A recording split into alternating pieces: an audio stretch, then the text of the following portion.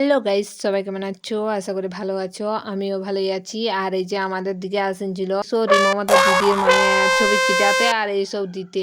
আর আমিও একটা নিয়ে নিয়েছি। পলা জিনিস বাবা ছাড়া যায় না, সেই কারণে নিয়ে নিয়েছি।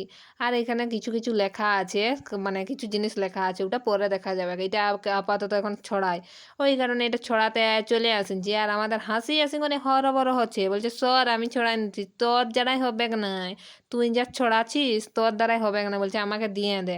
তারপরে আমি টানাকুনি করি আর এই যে এখন ছড়াতে পাইরে গেছি। ছড়াই করে আর এখন এই যে গুটিটা বানাচ্ছি। আমাকে গুটিটা মানে আমি বানাতে পারিছিলি না, একটা ভাইয়ে বানাই নিয়েছে। আর এখন আমি নিজে বানাবার চেষ্টা করছি, যদি পারি।